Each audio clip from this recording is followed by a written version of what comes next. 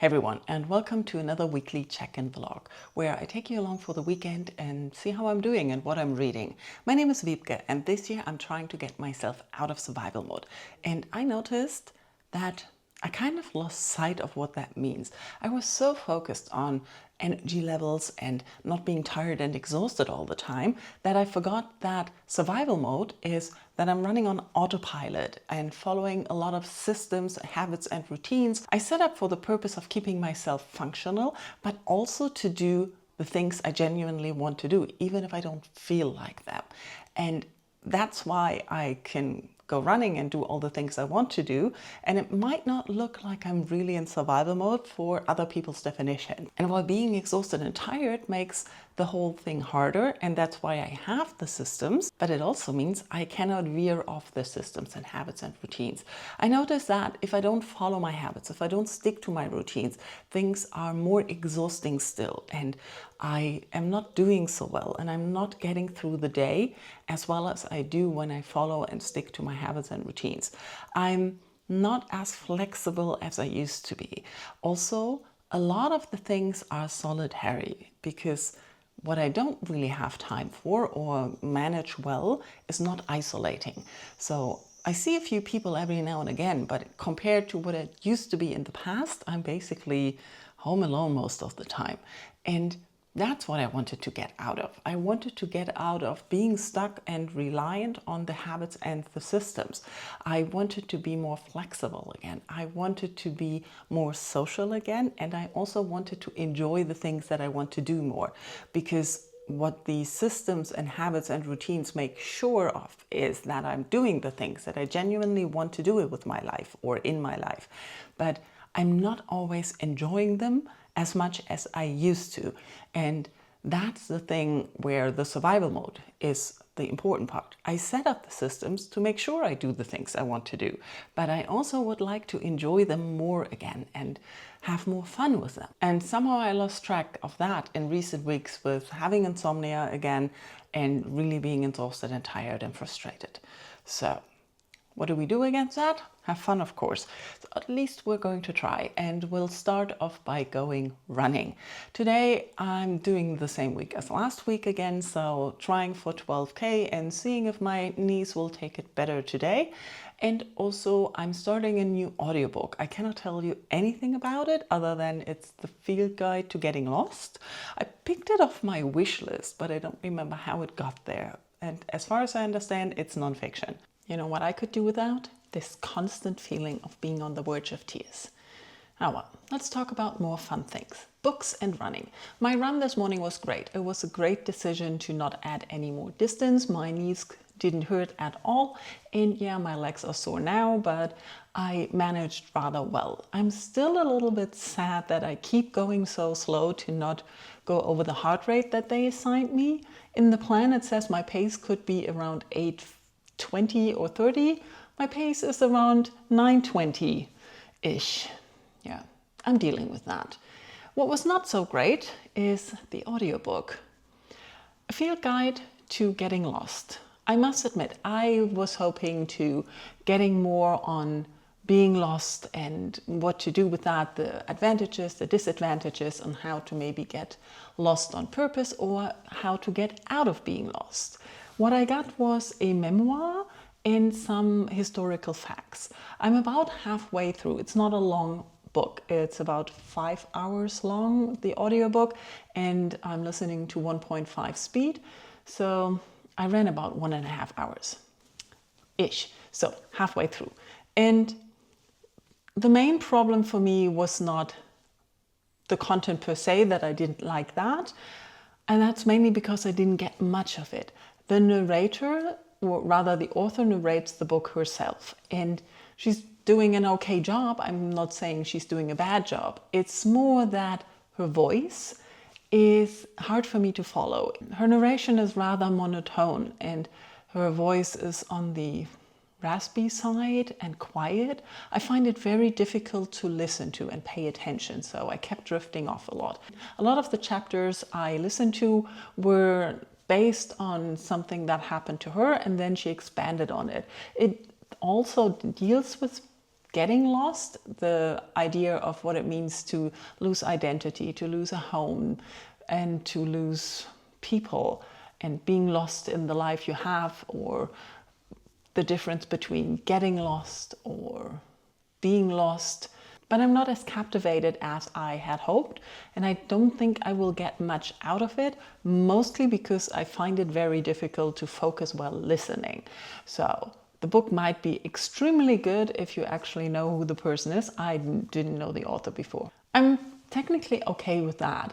I don't regret getting the audiobook because I think reading nonfiction, as I recently was reminded again, is much harder for me.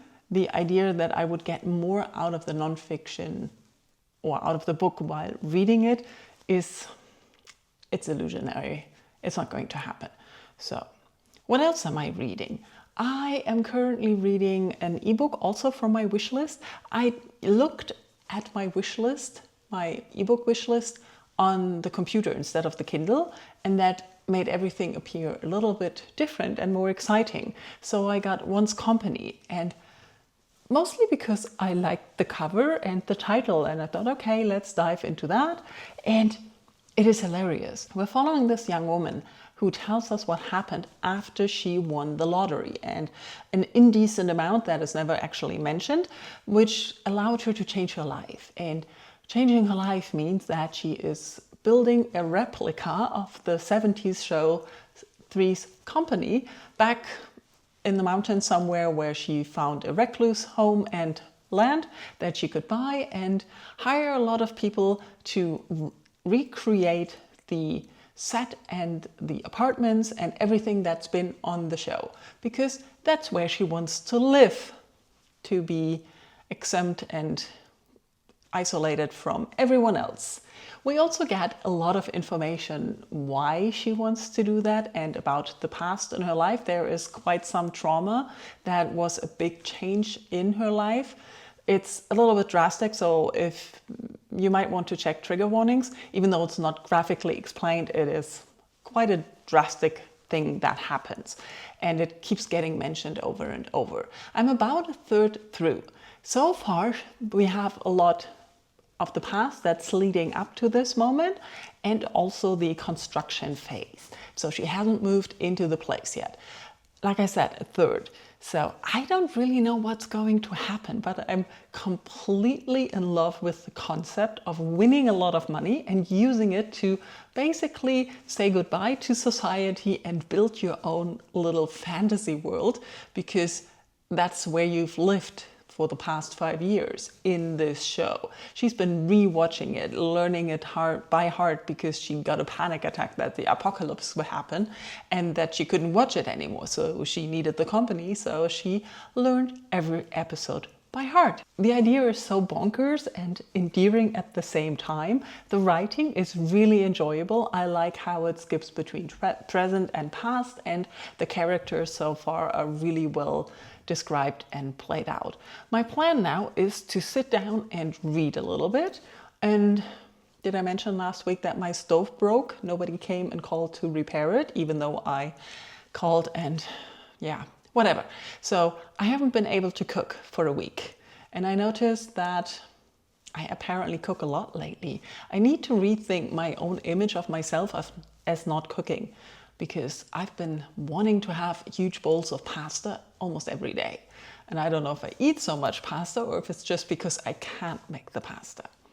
Not quite sure there. But I have to go and get some food maybe later, because I don't think that having another day of instant noodles is going to be good. Yeah, I haven't been eating well. Whoopsie. I'll let you know later how I've been going on with the book. I think I overate. I had a wonderful afternoon. I spent a lot of time reading on my balcony and having some food breaks, trying to not undereat on my long run days as I tend to do. I even try to remember to eat enough protein, well, basically protein shakes, and then some more reading and going out to read more while having dinner. And I had some tasty fried udon, but ooh, the fried part is really settling down in my stomach. So I did the natural German thing, and I went on a Verdauungsspaziergang. Basically, I went on a walk home to help my digestion. Still feeling utterly full. But it did give me the chance to finish another book that I was listening to this week, another non-fiction book, Meditations for Mortals. And this is the second book I've listened to by the authors. I really enjoyed his book 4,000 Weeks, and Oliver Burkeman also narrates his own books, and he does a much better job than the other person I talked about this morning. I find it really easy to listen to him, follow him, and not drift off. The book is basically, the idea is to have a task for 4 weeks every day and just read a chapter per day. I didn't do that, of course, but I intend to do that for the next 4 weeks, to just listen to one chapter a day, to just see how it works listening to it then. Most of all, the book is a book that reminds us that there's never enough time to do everything. And I felt that's really a good reminder, because I'm constantly striving to achieve the arbitrary task of being on track with everything I want to do, and I constantly fall behind. And also I add new things all the time. Like last weekend, I told you I started Love Next Door, and I thought it had only 12 episodes. Yesterday, I watched the 12th episode, and I was completely confused because it has 16. It wasn't an ending, and there are 4 more episodes. I'm kind of utterly disappointed to have to watch more episodes, even though I like the show. Completely confusing. But in this state of mind that I am in, this book is really perfect. And I've heard a lot of people talk about it before, and I thought it doesn't really add that much to the conversation, and I still feel that. If you've read a lot of things on productivity and other things by Burkeman, and also the idea of you can never catch up, your to-do list is always too long, and having a done list and things like that. And at some points I was wondering if I had heard or seen too many reviews already, because some chapters I felt very familiar with what he was talking about. It felt like I've heard the same wording before. So I was wondering if he said the same things in podcasts or in his other book that I read before, which doesn't matter. Repetition and productivity and self-improvement, I think, is very, very helpful, because you are constantly reminded of the things you know. I constantly forget all the good things I am already doing and I know and constantly implementing, because I've listened and read to so many books on this topic and YouTube videos and whatever. So in general, I think it's a good book. I would recommend it if you're interested. And if you're looking to change your imperfect life into something perfect, he says himself that is not possible. But it's the reminder that it's not possible that I like about his writing, that he's like, let's be real about things. And finding meaning doesn't have to be super grand. It can be small-sized meaning for your life, for your things that you're doing. So overall, I enjoyed it, and I'm glad I finished it. I also am quite enjoying my experience of One's Company. The second part starts with her living in her dream and living for years as the characters of Three's Company, and then something huge happens and things change, and then go back to living at Three's Company and things change again. It's very confusing in where this book wants to go. I don't really know what the premise is other than escaping your life, and how it always shows, or the narrator always returns or comes back to the point that caring for other people, sharing your life with other people, and even letting them into your life and letting them love you or love them is a danger, and she always gets burned. But I also don't know how reliable she is as a narrator, but the events are getting crazier and crazier, and I'm having so much fun. I have about, 50 pages left. I'm going to finish tonight or tomorrow morning, and I'm going to give you my final thoughts then. Now, I think I want to lie down and not do anything anymore. I don't even know what I want to watch. I don't want to watch the last 4 episodes of Love Next Door, which is stupid because that would mean finishing the series and finishing something. Whatever. I've been watching a lot of movies this week. A lot of Venom, to be honest. And then I started to watch Spider-Man again. And I always end up not liking Tom Holland Spider-Man movies. I know. Don't come after me. I'll talk to you tomorrow. Sunday morning, I finished One's Company as expected. And wow, this ended on a complete chaos. The book kept on spiraling. Our main character lost control on her sanity the more she lost control over her dream, the project of living inside of the fantasy world of Three's Company. And this is just, it was amazing. The whole book, the way it was structured, how the first part really showed us where she was now, how she won the lottery, and going back to what happened before, how her mistrust in people and reality and the setbacks she experienced for sharing her dreams and the things she loved, how she always ended up being disappointed. And in part 2, where she lives mostly in this fantasy life and she feels so calm when she's in the dream impersonating these fictional characters, and how when that gets rattled and she gets dragged back into reality, how she really sees herself through the eyes of others. That's what we're coming back to, how she always realizes how stupid and dumb her dream and herself looks when she sees herself through the eyes of others, which doesn't reflect how the others see her, but just how she imagines other people seeing her. And that's her way into madness. And part 3 shows us the end of where everything led when she really lost control of herself, of her dream, and of her sanity. It's really, really well done. I really enjoyed the writing. I thought it was very captivating, and the character really drew you in with her dream and her imagination, and how she actually followed through after winning this insane amount of money that gave her the option to do whatever she wanted. And I really enjoyed that. She wasn't an idiot. She didn't appear to be stupid, but trauma and all the things that happened to her and all the way she saw life and her life, it really showed a way that could go a wrong way. We have another character who was her best friend from childhood, who shows us a different way of dealing with grief. We only see her through the perspective of our main character and the narrator, of course, but we also see how she also falls down and grieves and deals with trauma, and how she emerges after that, and a different path, so to say, of how to deal with life and reality. I really, really enjoyed that. So highly recommend if you're interested in some strange reads. I also experienced something similar yesterday when it comes to being really immersed in a fandom or a fictional story.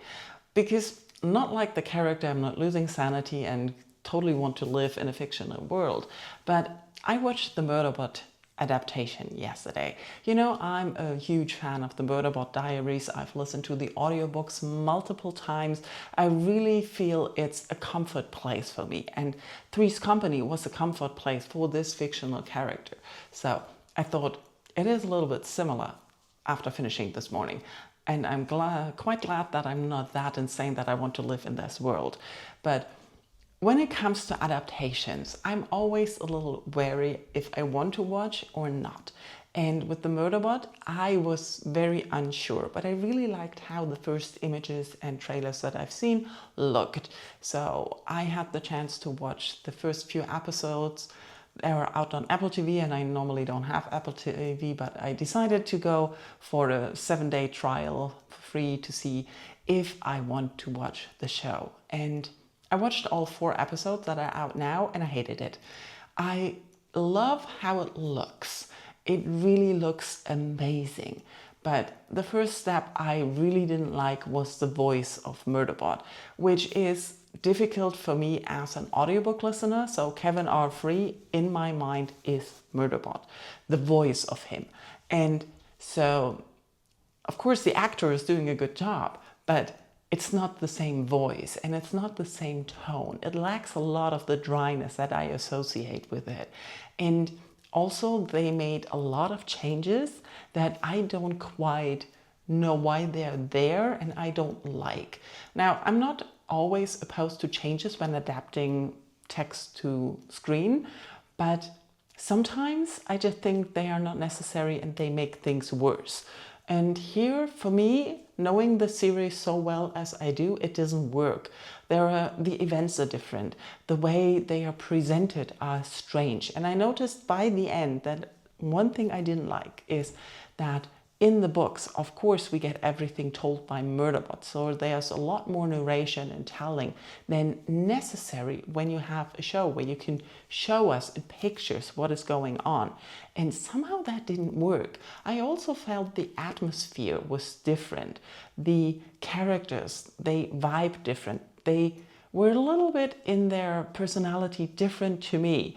And that might just be a personal thing. And for other people, they present like that and they can identify the characters. But for me, Mensa was a little bit too, or not tough enough. She was so shaky in places that really wasn't there in the beginning. And also Garathan, he wasn't asshole enough. He seemed unsure of what he was doing and he always looked so confused. You know, things that are really obvious for people who are very, very familiar with something that is harder to watch when it's adapted.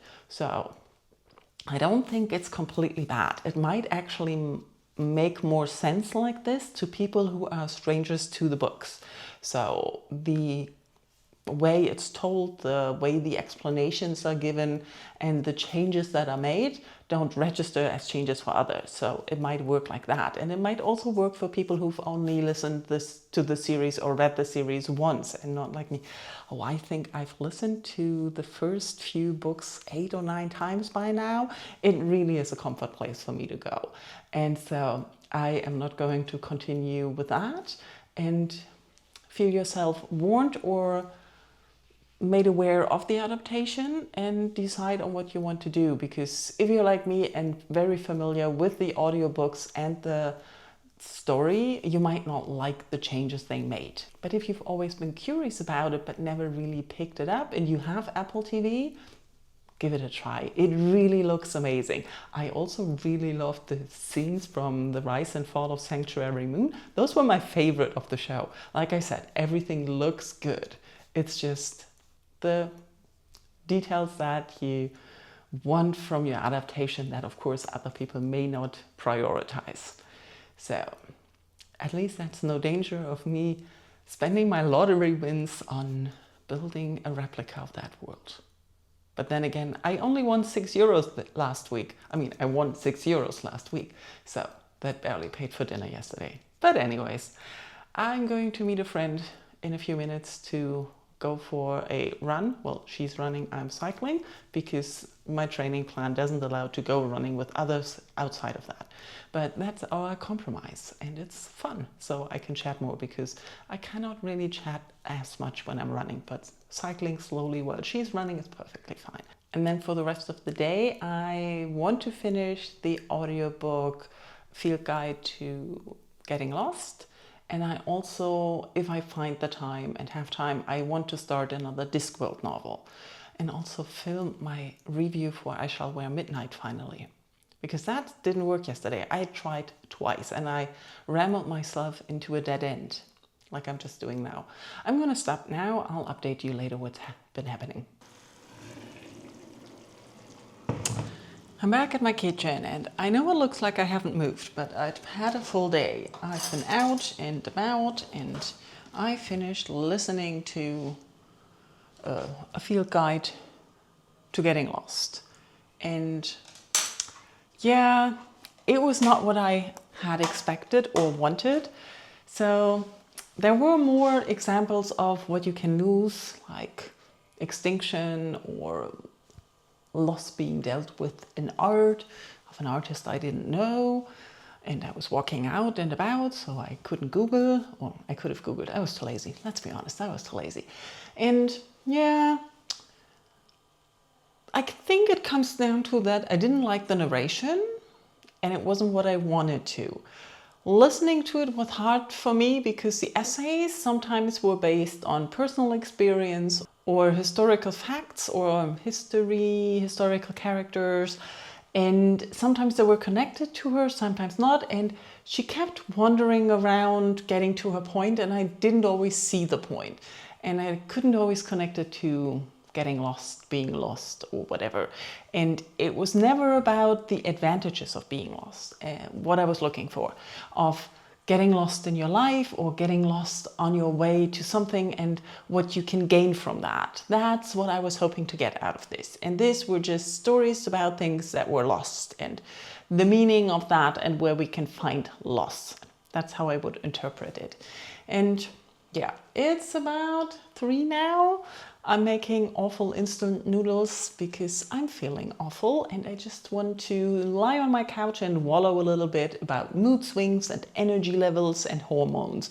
And you don't need to see that. So since I'm not going to read anything exciting now, I'm going to finish the vlog here.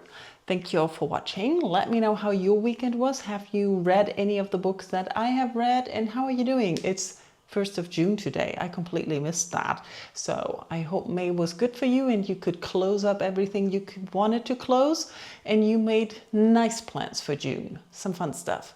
I didn't have as much fun as I hoped I would this weekend, but I did have some fun. I'm just in a low mood now.